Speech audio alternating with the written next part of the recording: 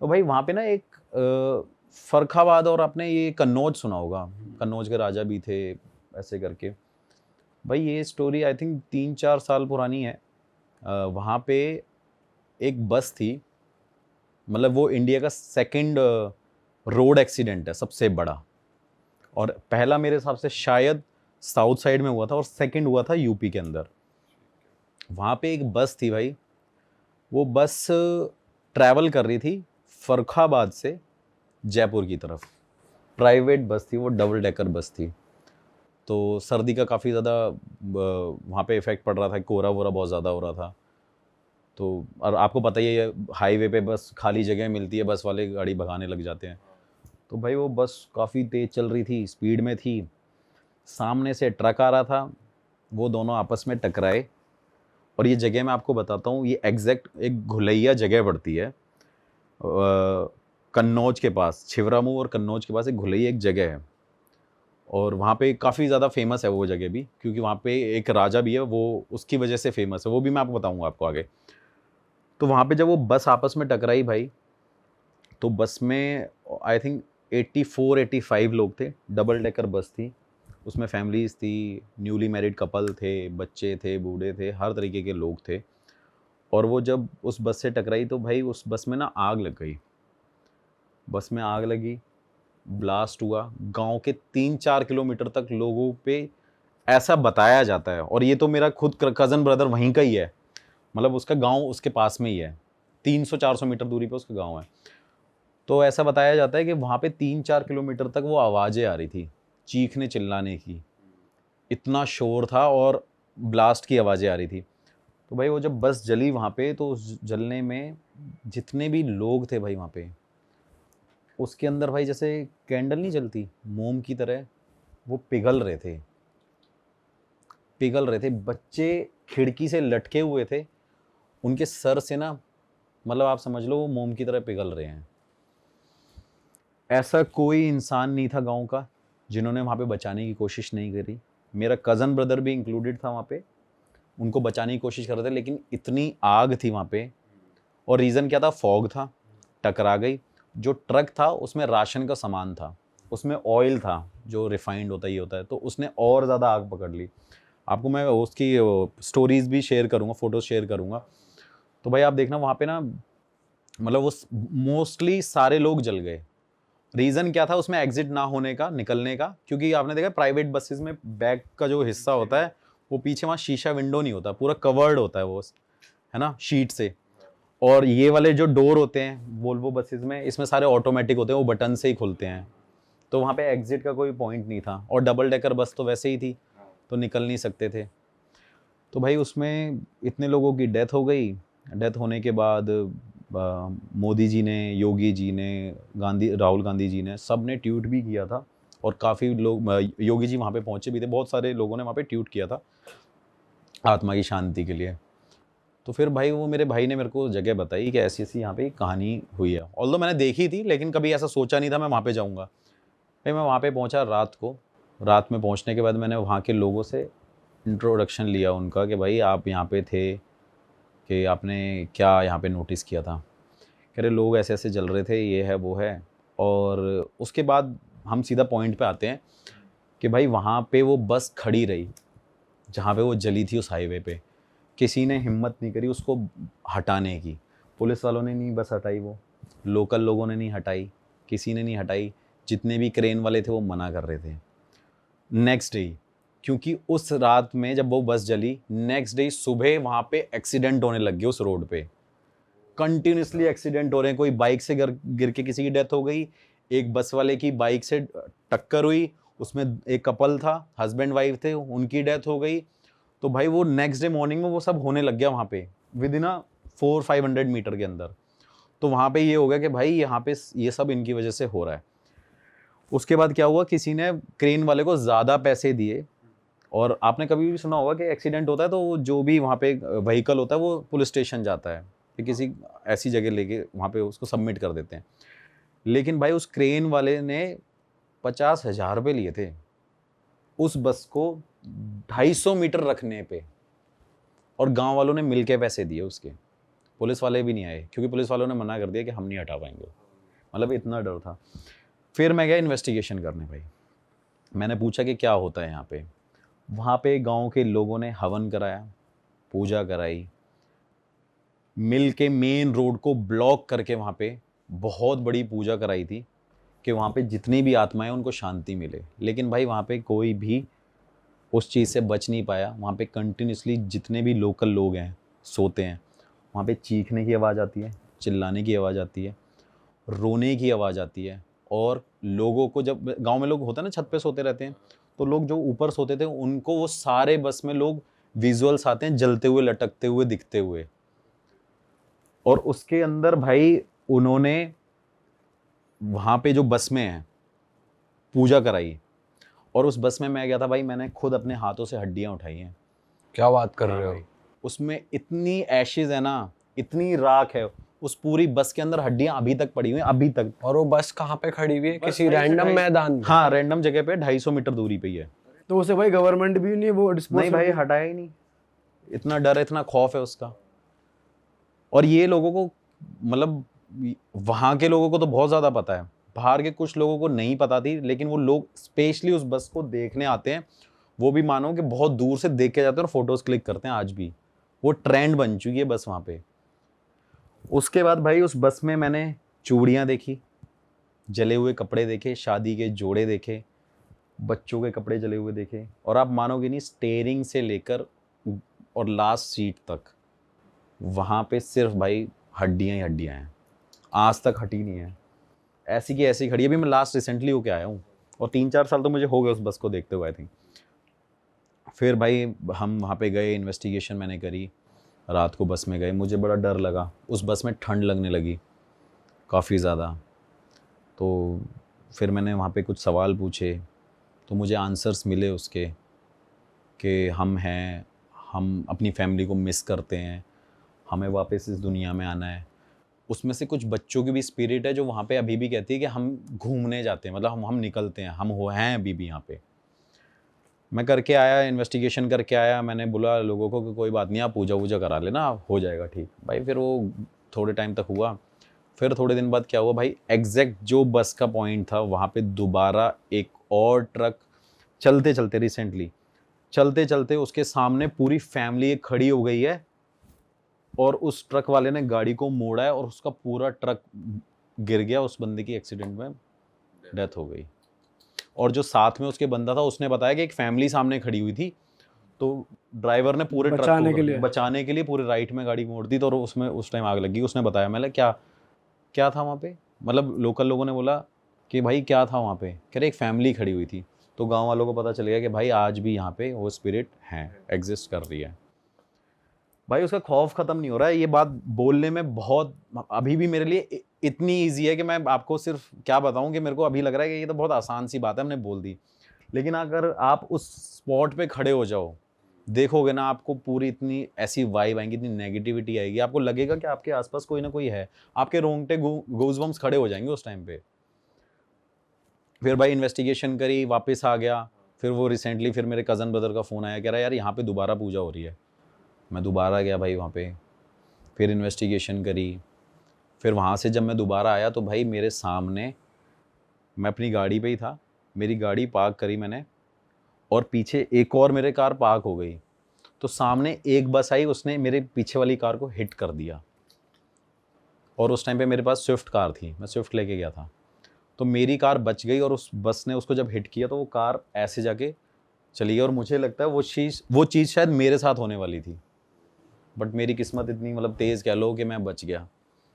फिर भाई मैं दोबारा वहाँ पे नेक्स्ट डे पूजा वूजा हुई, मैं भी उसका पार्ट हुआ कि चलो यार पूजा हो रही है, हम देखते हैं कि सब कुछ नॉर्मल हो जाएगा। फिर उसके बाद भाई हम अपने अपने घर आ गए। जब मैं वापस आया दिल्ली, तो आप मानोगे नहीं, 3 बार तो मेरे साथ ये हुआ है कि मेरे को 3 बार उस बस के सपने आए हैं। अच्छा। हाँ, कि वो बस में कोई आवाज़ मार रहा है, वो बस जलती हुई मुझे नज़र आ रही है, और उस बस को लोग जो उस टाइम पे बचा रहे हैं, वो वाले विजुअल मेरे सामने आ रहे हैं। मतलब कई टाइम बाद आया है, ऐसा नहीं है कि मैं आज आया नेक्स्ट डे मेरे साथ ये होने लग गया, हफ्ते भर बाद ये चीज़ होने लग गया। हाँ, रैंडम होने लग गया। भाई मैं दोबारा गया इन्वेस्टिगेशन करने, कि कोई साथ तो नहीं आ क्या गया? कोई साथ तो नहीं आ गया ये वो। फिर मैं वहीं से बाबा जी से मिलते आए, मेरे से कह रहे क्या करता रहता है, तो उन्होंने हाथ रखा, मैं निकल गया, मैंने इन्वेस्टिगेशन करी, फिर मैं वहाँ पे बोल के आया। फिर जो मैंने इन्वेस्टिगेशन में पूछा कि क्या मैं यहाँ पे पूजा करा सकता हूँ, तो मुझे वहाँ पे रिस्पॉन्ड मिला, क्योंकि वहाँ पे एक्चुअली उनको अभी तक शांति नहीं मिली भाई। फिर दोबारा भी मैं बोल के आया हूँ, वहाँ पे मैंने पूजा करानी है, और अभी तक वहाँ पे ये हो रहा है कि लोगों को डेली कुछ ना कुछ भगते हुए नज़र आ रहा है, कोई ना कोई daily accident, daily 1-2 accident fixed हैं भाई वहाँ पे। पर भाई जब हवन हो जाता है तब तो कहते हैं कि जैसे बड़े बड़े हवन होते हैं तो शांति मिलने लग जाती है, पर यहाँ तो देखो मैं बताता हूँ, अब इससे एक चीज़ कनेक्ट कर लेते हैं हम। अभी जैसे इंडिया का मैच हुआ था लास्ट, तो वाराणसी में हर मंदिरों में भाई हवन और पूजा हो रही थी कि भाई मैच जीत जाए। तो भाई ऐसा नहीं हुआ ना, कुछ ना कुछ या तो कमी रही होगी, या जो ऊपर लिखा हुआ है भगवान ने वही होना है। तो भाई कुछ हवन में कमी रही होगी, या कह लो कि वो जस्टिस नहीं मिल पाया अभी तक। भाई मिला था आपको रिस्पांस वहाँ पे कि हम मुक्त नहीं हुए हैं? हम हाँ तो भाई, वो रिस्पॉन्स मिले, तभी तो मैं दोबारा वहाँ पे जा रहा हूँ। मेरा पूजा कराने का कारण यही है कि भाई कम से कम वहाँ के लोग अभी बच जाएं और वहाँ पे एक्सीडेंट ना हो।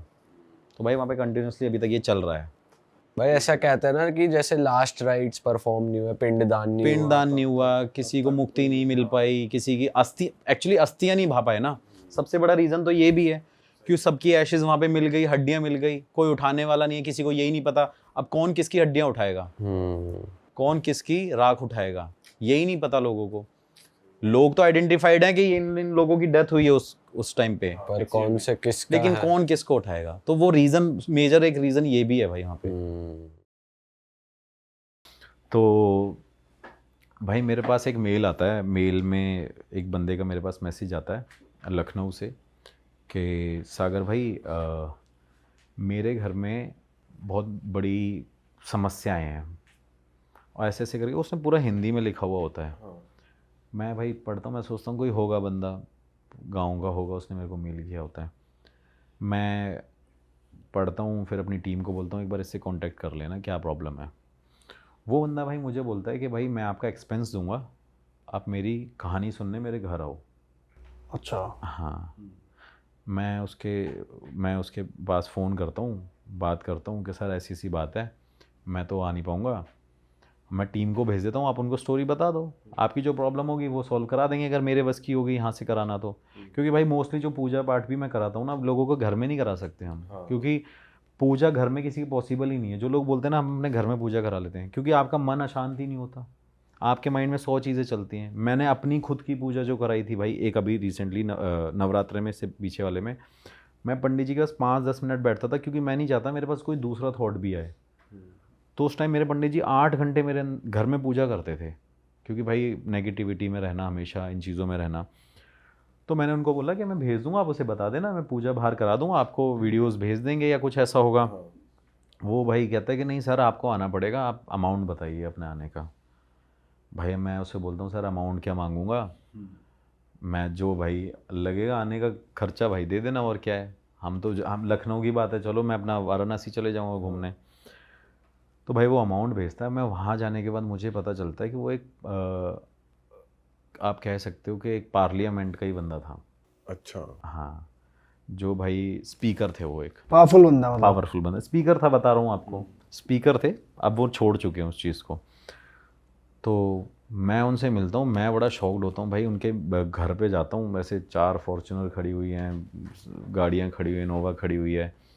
मैं जाता हूँ उनके घर में, एंटर करता हूँ, मैं सोचता हूँ भाई मैं कहाँ मिलने आ गया किसी से। अब मैंने उनसे पूछा कि सर आपकी परेशानी क्या है।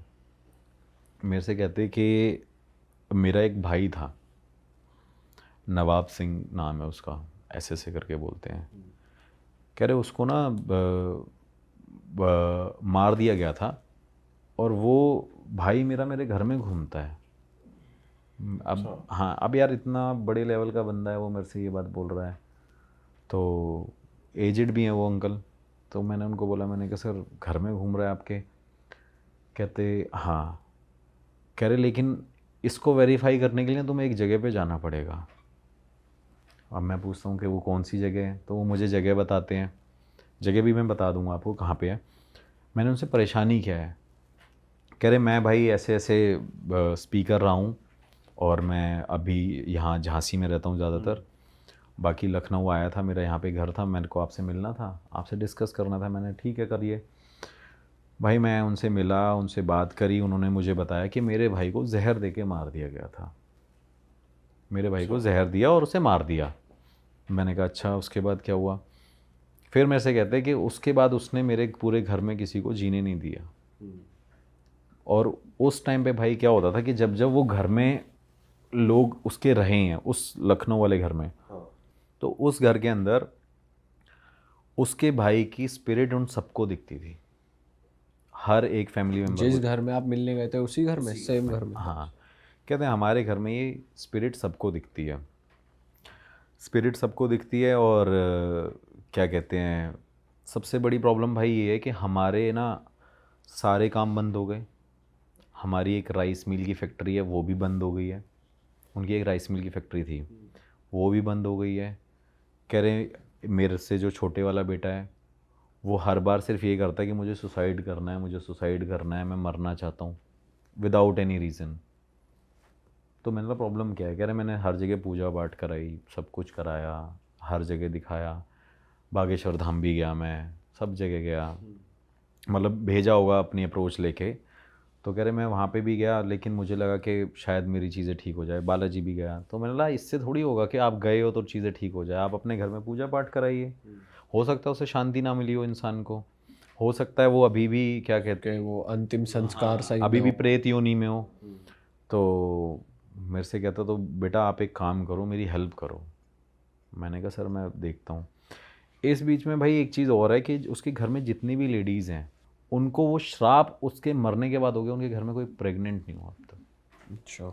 मतलब जैसे उसके बेटे की शादी हुई तो उसको काफ़ी टाइम हो गया, फिर उसी का भाई हो गया, उसके बेटे की शादी हुई, उनका भाई क्या कहते हैं कोई प्रेग्नेंट नहीं हुआ, वो श्राप उनको चढ़ा हुआ था। तो मैंने बोला हो सकता है सर कि उन्हीं की वजह से सब कुछ हो रहा हो। फिर वो मुझे जगह बताते हैं कि अब एक काम करना, तुम इस जगह पे जाना। उसकी वीडियो मैंने डाली नहीं है, मैंने बनाई थी, लेकिन उन्होंने मेरे को लोकेशन बता दी। और ये गांव वालों को भी नहीं पता, ये लोगों को भी नहीं पता कि एक मंदिर में आप सोचो, एक शिव जी का मंदिर है, हनुमान जी का मंदिर है, उसके अंदर किसी इंसान की तस्वीर लग सकती है? नहीं लग सकती। नहीं लग सकती ना।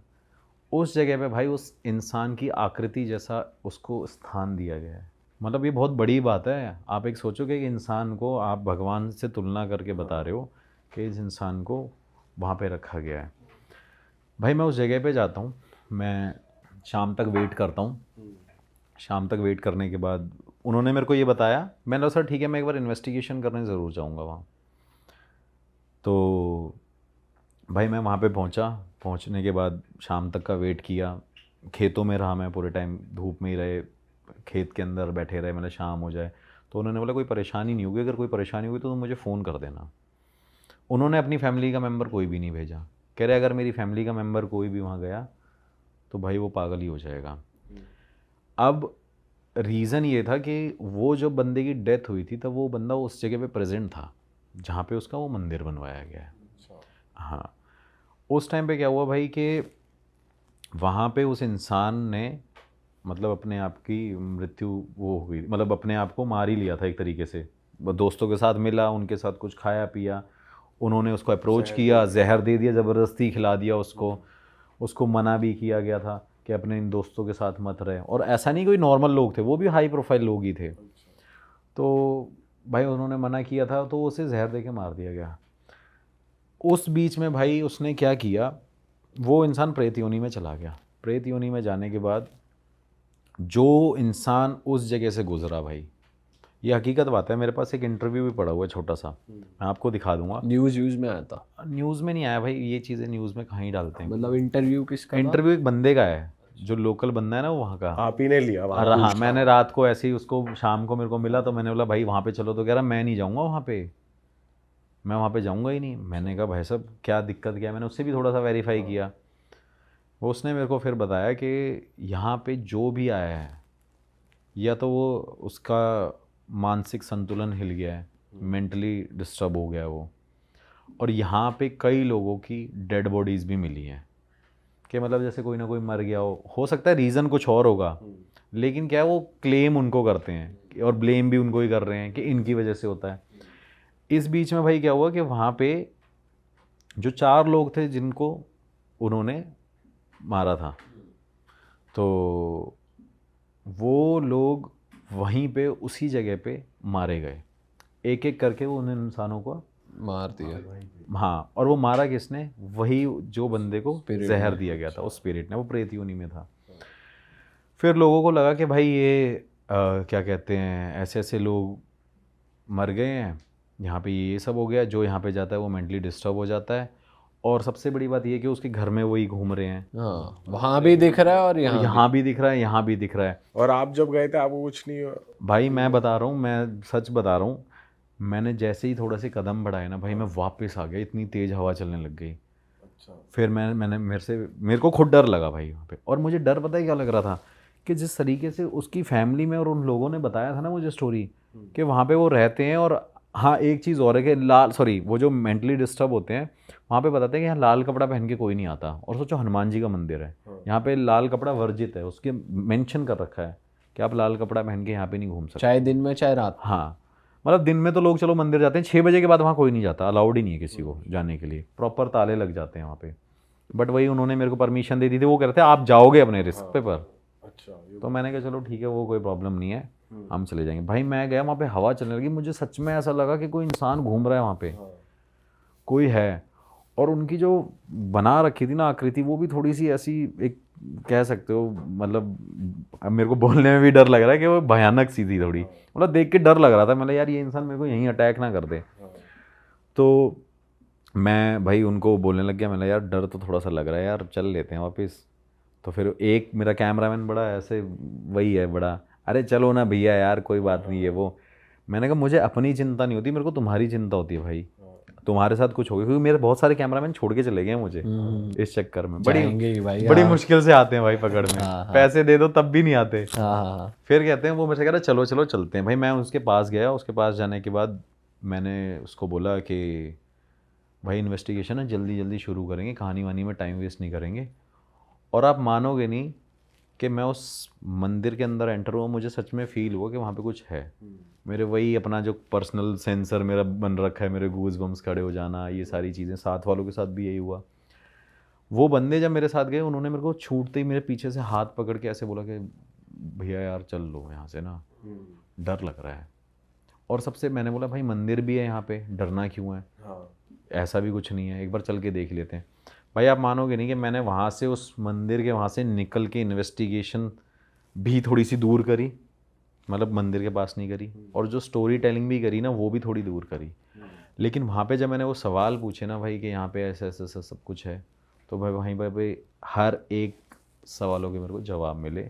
दूर खड़े होके भी जवाब आ रहे थे। हाँ भाई दूर खड़े हुए मेरे को बोला कि भाई अब भाई डेथ तो वहीं हुई थी उनकी, पूरा एरिया ही वहीं है उनका, तो मुझे वो आंसर मिल रहे थे। लेकिन एक डर जो मुझे बार बार लग रहा था ना, मुझे लग रहा था कोई अटैक ना कर दे। और ये मैं गलत हूँ कि ऐसा नहीं होगा, लेकिन वो जो डर है ना एक, वो अंदर बैठ गया, क्योंकि उन्होंने भी ये बोला और गाँव के वाले बंदे ने भी मेरे को ये बोल दिया कि भाई अटैक ना कर दे। मैंने कहा चलो ठीक है भाई, यहाँ पे एक काम करते हैं, रुक जाते हैं। रुकने के बाद थोड़ी देर बैठे रहे, हम कार में बैठे रहे भाई। अब मैं वो खेतों में अपनी थार लेके गया था भाई, जैसे ही मैं वहाँ पे गया मेरे टायर पंक्चर हो गया था। अच्छा, टायर पंक्चर हो गया।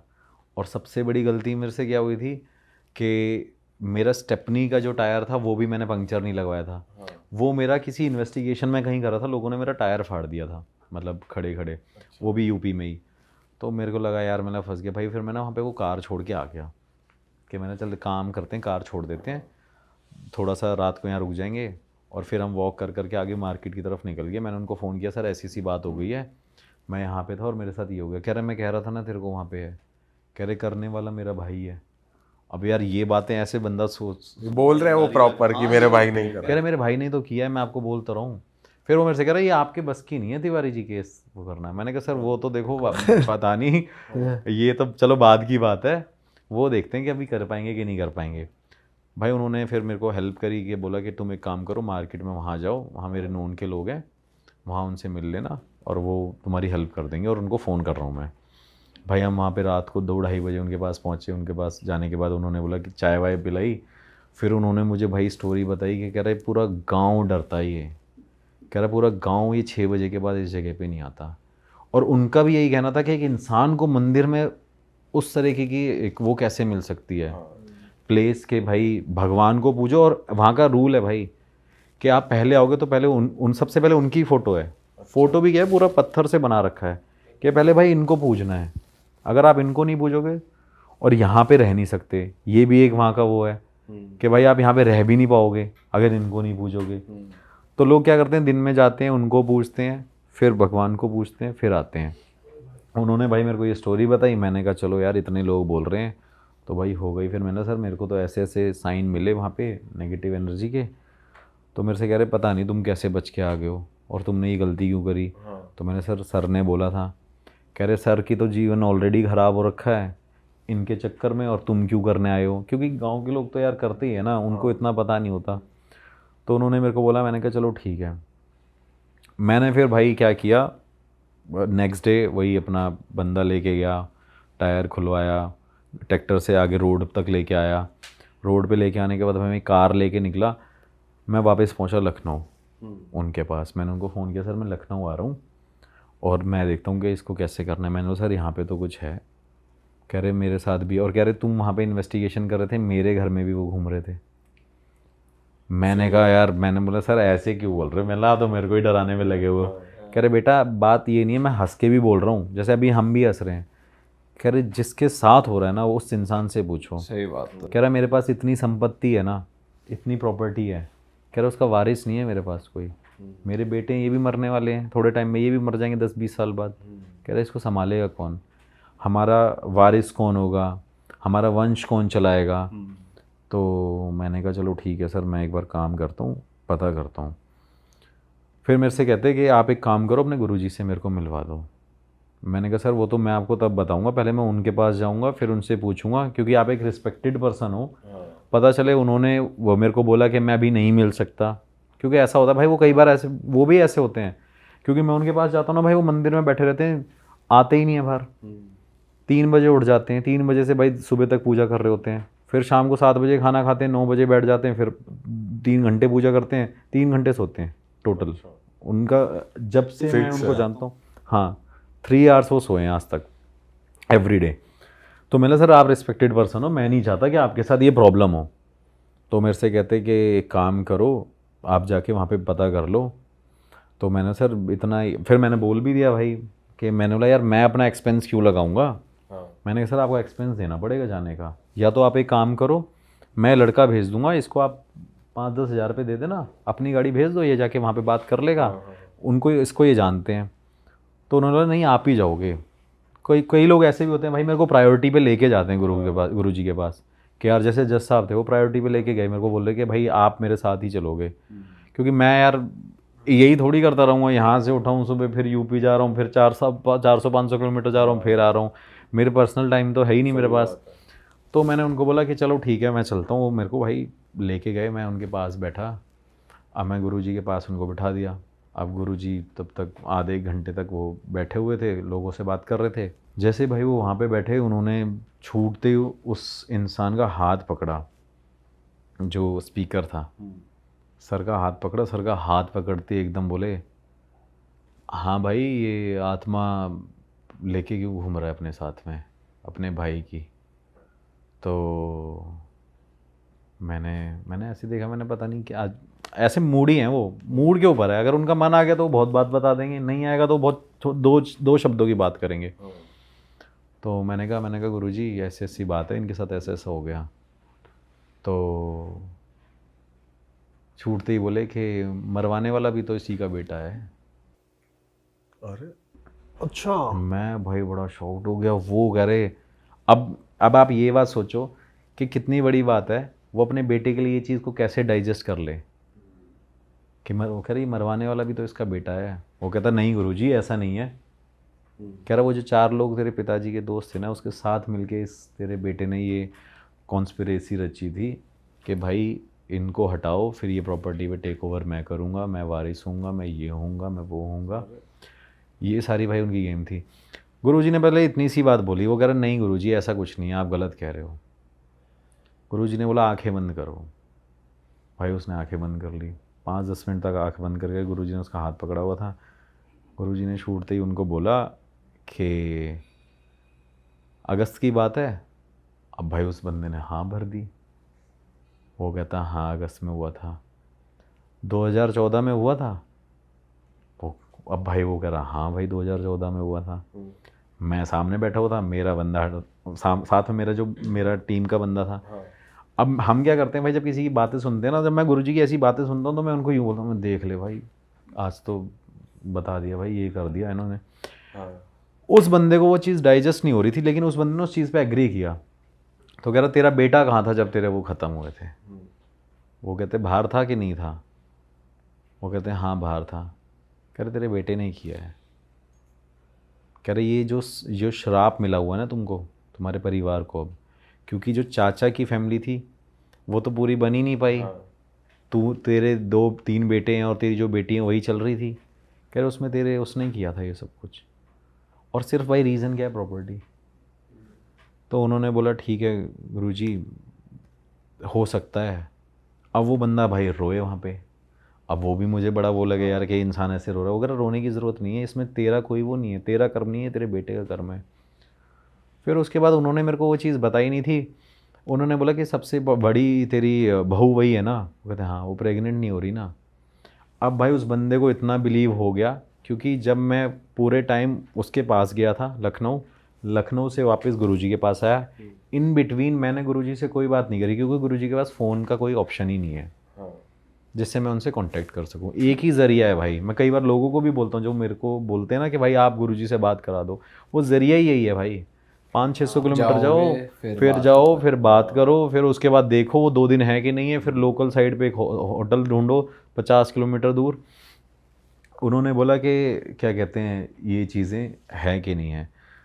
मैंने कहा सर देखो जो है ना आपके सामने है, आपको भरोसा करना हो तो मत करना, वो आपकी मर्ज़ी है। लेकिन मैं तो भाई इनको भगवान जैसा रूप समझता हूँ। ये जब तक मेरे पास हैं तब तक मैं प्रोटेक्टेड हूँ हर चीज़ से। लेकिन जिस दिन ये नहीं होंगे तो मेरे लिए तो ये भगवान का ही रूप है, तो मैं इनको पूजता ही हूँ।